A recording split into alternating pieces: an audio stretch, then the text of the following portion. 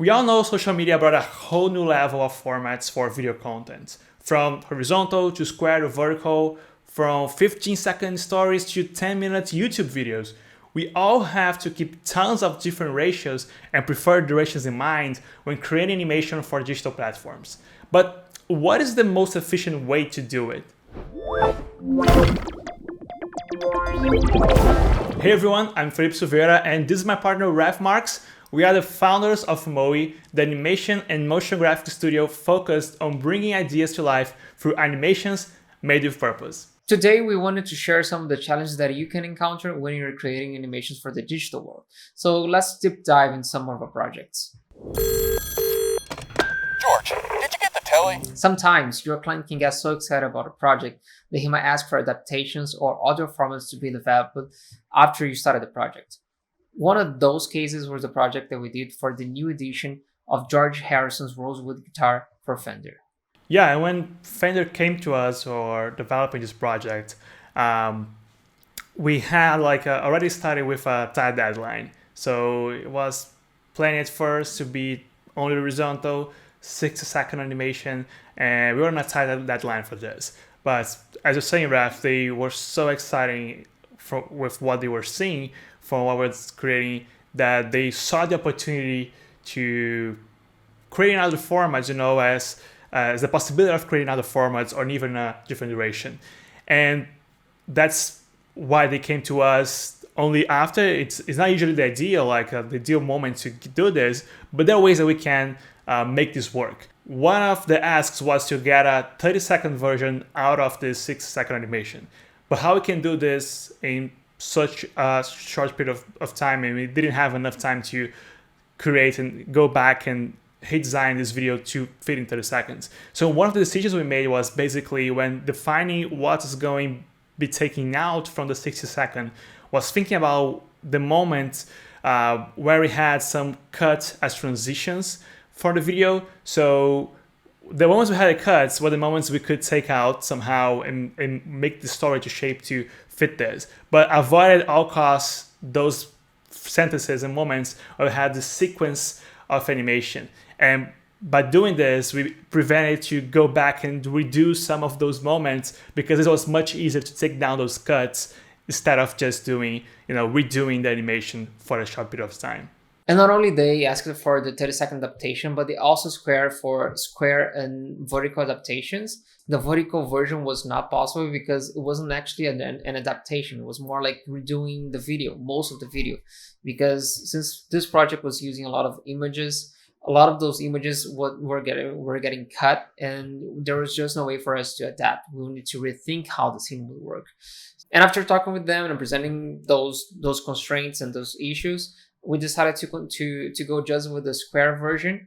And it was a matter of simple adaptations, moving some elements, changing some. Also, since we had different versions of the scenes developed, we were able to kind of change a little bit the design of some scenes and propose some other small adjustments so we could develop all the new versions, the 30-second, the 60-second, the square, the horizontal, all of them on time. Yeah, and this way the client was more than happy to expand the usage of just the horizontal version now for smaller versions and square. But talking about adaptations, not only just the duration and also the aspect ratio, those are most common.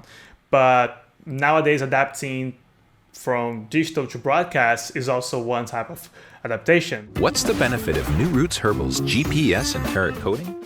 On this project we did for New Roots, we had the call to create not only versions that will work on digital, on the social platforms, but also we had to produce these for broadcast. Of course, in this case, we got this right from start, which is great and help us to shape the things and shape the process with that in mind.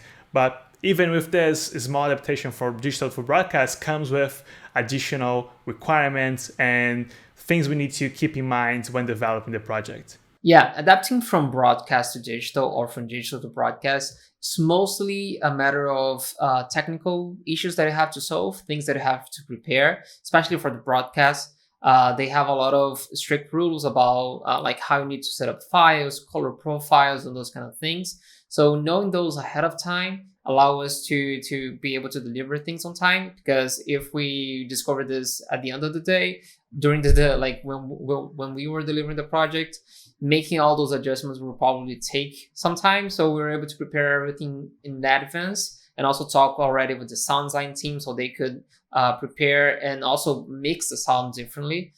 And on top of that, another thing that can happen that wasn't related to this project, but adapting broadcast to digital, or digital to broadcast, you might have a problem with the script, because when you're presenting something on the TV, you're showing this inside a channel, and the channel might have rules or things that you can say, things that you can't say, and how you might be able to send the message to your audience.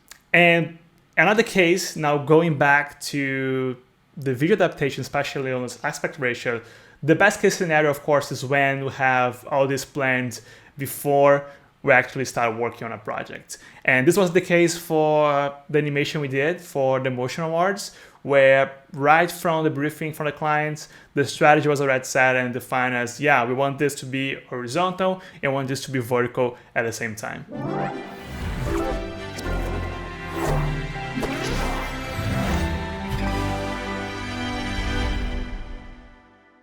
The good thing about having those information already in place when we start the project is that every step of the project, like if we're doing the storyboard, if we're doing the illustration, like all those early stages are opportunities for us to improve whatever is going to be developed. So we have less problems or less challenges afterwards. So knowing that like we already have the vertical, and the horizontal versions, we were designing all the storyboard and the style frames, already taking things into consideration. And the story changed a little bit, because initially, like when we first drew the idea, we were just doing the horizontal, but when we started to analyze, it wasn't just working perfectly on a few bits. So we removed some scenes and we added some replacements. And later, during the illustration, all the illustrations that were being done, they were like initially thought as horizontal, but then we'll just move some of the elements to see if they were already working. So on all those stages, we were making small decisions on how we could improve and facilitate later for the animators to develop the final parts of the project. There's more than just adapting for formats and for different aspect ratios. When you adapt to a platform, you have not only those two constraints, but you also have the language and the audience. Like, things change when you're changing platform. And Iluli is a great example of that. There are plenty of things that are hard to understand. Quantum mechanics, tax returns. So in this case, Iluli is this big YouTube channel where it helped to grow and develop.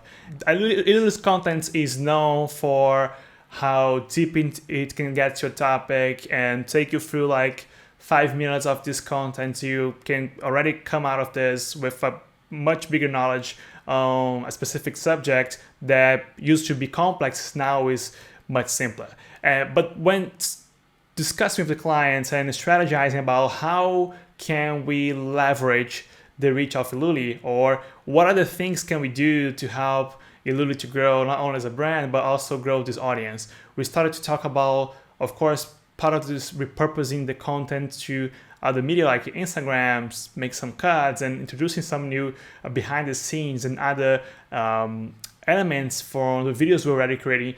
But we saw on TikTok an opportunity to not just adapt, cut, change durations, but to actually perform on TikTok in a way that was more suitable for the platform. So the strategy around this was we're gonna have the YouTube channel, where people are gonna go there to watch the videos, get those contents, to engage with this content and the videos there. And the TikTok was basically, the strategy is basically, this is a space where you're gonna go and you're gonna interact with the characters. So we are building this big universe around Iluli and this world full of characters and moments that we talk from time to time and repeat from time to time. They're present in many videos. So on TikTok, adaptation there was not only on the format but on the language itself. So while on YouTube the content is where the focus is, on TikTok the characters is where the focus is. So we're playing with trends and things that are high on the platforms, but bringing this to the Iluli's language, bringing this in a way that the characters are going to be the ones interacting with the trend or performing this, and in a shape of a story that makes sense for Iluli as a brand. Of course, each campaign has its own needs. The good thing is that animation is a super adaptable medium. The key is understanding when, why, and how to do it, aligning with the campaign strategy and without ever compromising time and budget. So have you ever had any challenges creating animation for different platforms? How do you manage those? Let us know here in the comments. And for more tips, don't forget to follow us, subscribe, turn on the notification bell, and see you in the next video.